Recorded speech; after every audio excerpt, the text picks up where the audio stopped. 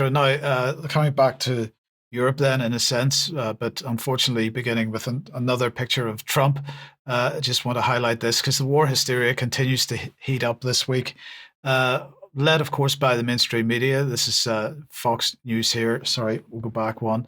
Uh, President Donald Trump, they say, on Thursday, said the US could end up in World War III over Russia's war in Ukraine and conceded that Russian President Vladimir Putin has let him down over his refusal to end his military campaign. Uh, and this is at the time that Trump is doubling down on the idea or the narrative that he was putting forward with Starmer at the press release or the press conference the other day. Fox follows this. You got a bit of a preview of it with an outright lie. They said that one day later, Russia sent 3 fighter jets over Estonia's capital city of Tallinn in a direct and clear violation of its airspace, prompting another NATO member to spark Article 4 for the second time in as many weeks. But the point here is the Russian MiGs were not sent over Tallinn, and even the map published by the Estonian Defence Forces show that they stayed over the Baltic Sea, not coming closer than, was that about 20 miles or so from the coast, even if the route was questionable. I mean, this is still being argued over. Now, Associated Press then, in this article, claims that a senior Estonian military official alleges that the pilots of the MiGs ignored signals from Italian F-35 pilots who were sent to investigate the presence allegedly in Estonian airspace. And in fact, this article makes the point that it still needs to be confirmed if the border violation, the alleged border violation, was deliberate or not. And the commander of Estonia's military intelligence center is reported by AP here as saying that the Russian jets must have known they were in Estonian airspace. So the Russian pilots didn't pose a military threat, this article goes on to say. But although they said or acknowledged that communication from the Italian pilots flying the F-35s, the Russians, they say, ignored it and didn't actually follow the signs, which is, I'm not sure what signs they're talking about, which is partly why they were in Estonian airspace for so long. He said why they didn't do it, that's a question for the Russian pilots.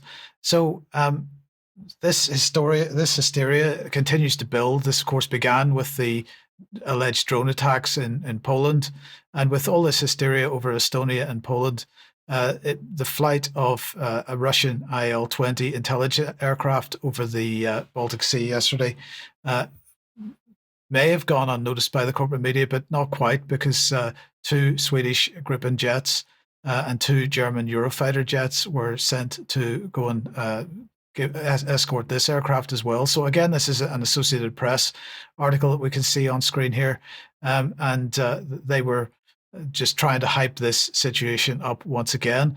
But the rhetoric from, if that's the media, the rhetoric from various MPs and other European leaders continues to ramp up as well. So let's have a look at that. Here is the Lithuanian defense minister. Russia is testing NATO again. Dozens of drones in Poland last week, drones in Lithuania, Latvia, Estonia, and now fighter jets in Estonian skies. These are deliberate provocations.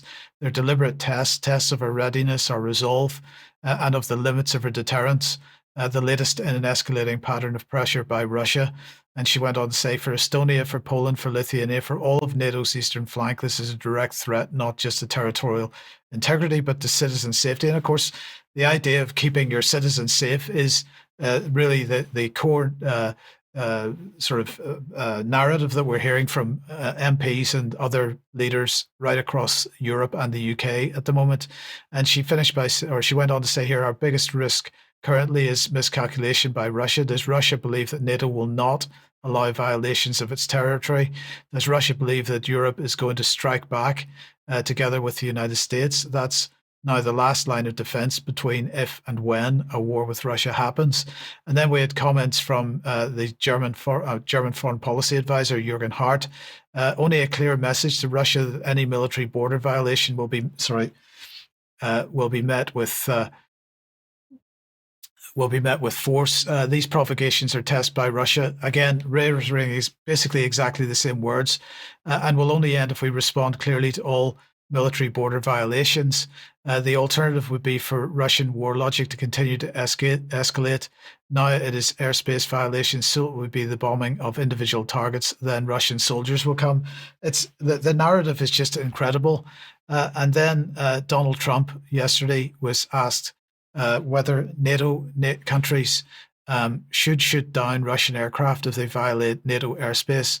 And he replied, "Yes, I do."